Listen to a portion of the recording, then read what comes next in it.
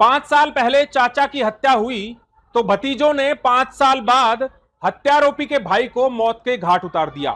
आपको इस खबर में दिखाएंगे कि पटौदी में आधी रात को एक होटल में घुसकर कोल्ड ड्रिंक मांगने के बहाने 3 हमलावरों ने होटल संचालक की गोलियों से भूनकर हत्या कर दी।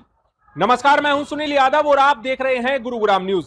गुरुग्राम के पटौदी इलाके के जाटोली गांव के पास बने एक होटल में बीती रात 3 बदमाश कोल्ड ड्रिंक लेने के बहाने घुसे और वहां पर जब देखा कि कोई नहीं है तो होटल संचालक पर उन्होंने ताबड़तोड़ फायरिंग कर दी। इस हमले में होटल संचालक की मौके पर ही मौत हो गई। दरअसल ये घटना जटोली मंडी के पास बने झोपड़ी होटल की है। जब रात के करीब 12 बजे के आसपास 3 बाइक सवार हमलावर इस होटल में घुसते हैं। होटल संचालक होटल के काउंटर पर बैठा हुआ था। उसी दौरान तीनों बदमाशों ने कोल्ड ड्रिंक मांगी और कोल्ड ड्रिंक मांगने के बहाने ही तीनों बदमाशों ने ताबड़तोड़ फायरिंग कर दी होटल संचालक दीपेंद्र उर्फ मोनू जाटोली पर। इस हमले में मोनू की मौके पर ही मौत हो गई।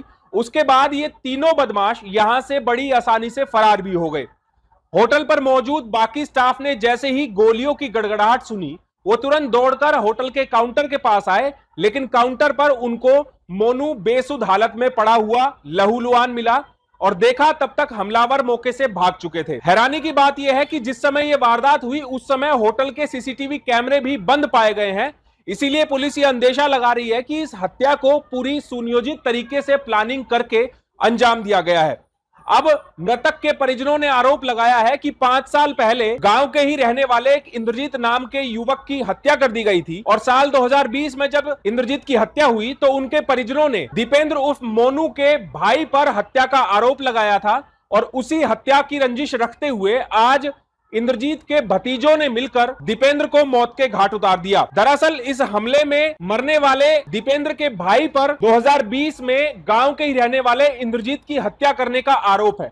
अब गुरुग्राम पुलिस ने इस पूरे मामले में 2020 में जिसका मर्डर हुआ इंद्रजीत, उसके 2 भतीजों के खिलाफ एफआईआर दर्ज कर ली है।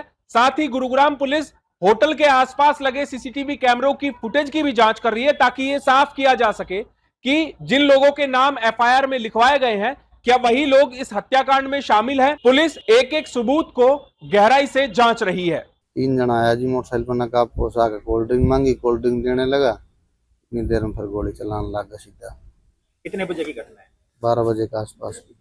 तो अभी कोई अधिकारी या पुलिस वाला कोई आया है यहाँ पे? एसीपी आए हैं और एसएचओ साहब आए थे, चौकी इंचार्ज सब आए हैं। कोई रंजिश हो किसी में? रंजिश है जी, जय भगवान है, ऋतिक है, सिटल्लू है और शुभम साहब हमारी जितना भी इनका परिवार के सारे बंदे सारे रंजिश रखते हैं जी। क्या कारण है? झूठा नाम लिखवा दे जी बेफालतू में, एफआईआर करवा दे झूठी। इनका चाचा चूचा मार दिया था, उसमें बोला हमने मारा, हमारा कोई मतलब भी नहीं था। पुरानी रंजिश है? पुरानी रंजिश है जी, अब रंजिश रखते हैं। कितने साल हो गए? करीब 2019-20 से।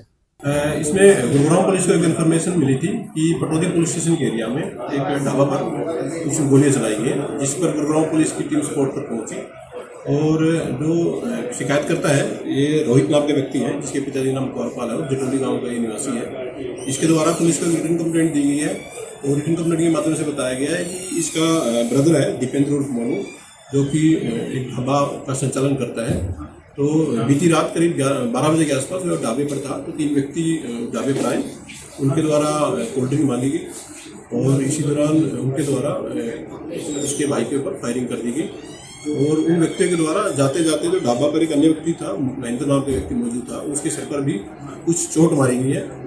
तो ये शिकायतकर्ता रोहित के द्वारा इसमें मामले में करीब 5 लोगों को नामजद कराते हुए हत्या की एफआईआर रजिस्टर कराई गई है। जो नामजद आरोपी हैं वो ऋतिक, जय भगवान, अमित, रोहित और विकास के रूप में इन आरोपियों को नामजद इनके द्वारा करवाया गया है। इन्वेस्टिगेशन में फिलहाल तक ये सामने आया है कि जो शिकायतकर्ता रोहित है वह एक 2020 के एक हत्या के केस में जेल में बंद था और जो जिनके केस इसके द्वारा फिलहाल एफआईआर रजिस्टर कराई गई है उनके चाचा की, जिसका नाम की इंद्रजीत था, तो इंद्रजीत का वर्ष 2020 में एक मर्डर हुआ था। उस मर्डर केस में जो शिकायतकर्ता रोहित है ये उस केस में आरोपी था और इसके अलावा जो शिकायतकर्ता रोहित और जो इसी केस में जिसको नामजद भी करवाया गया है उसका भी नाम कोइंसिडेंटली रोहित है। इन दोनों के अगेंस्ट भी कुछ और भी कुछ एफआईआर रजिस्टर पाई गई हैं फिलहाल तक मामला 2020 का जो पुराना मर्डर केस था उसकी रंजिश रखते हुए इनके द्वारा इस हत्या को अंजाम दिया गया है।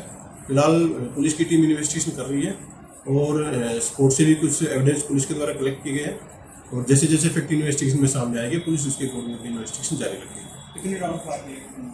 अभी पुलिस की टीम के द्वारा स्पोर्ट पर इन्वेस्टिगेशन की जा रही है और इन्वेस्टिगेशन में जो भी चीज़ सामने आएगी उसके अकॉर्डिंग कार्रवाई जाएगी। कुल मिलाकर सर ये पुरानी रंजिश का मामला लगता है? जी हाँ, फिलहाल तक ये कंफर्म हो चुका है कि ये जो मामला है ये 2020 में जो अमित और ऋतिक के चाचा इंद्रजीत का मर्डर रोहित के द्वारा किया गया था और जो बीती रात जो हत्या की घटना को अंजाम दिया गया है वो रोहित जो शिकायतकर्ता इस मामले में है और उनके द्वारा ही 2020 में मर्डर था उसकी घटना को अंजाम दिया गया था, उसी रंजिश में हत्या की गई। आसपास के लोगों से यह भी जानकारी मिली है कि इस होटल पर पहली बार कोई इस तरह की घटना नहीं हुई है, बल्कि पहले भी होटल पर या होटल के आसपास फायरिंग की घटनाएं अंजाम दी गई हैं। अब देखना होगा गुरुग्राम पुलिस जब इस हत्याकांड के हत्यारोपियों को पकड़ेगी तो उसमें क्या खुलासा होता है। इस खबर के बारे में आप हमें अपनी राय कमेंट करके जरूर दीजिएगा। साथ ही साथ आप इस खबर को जरूर शेयर कीजिएगा ताकि सभी लोगों तक सही जानकारी सही समय पर पहुंच पाए। नमस्कार।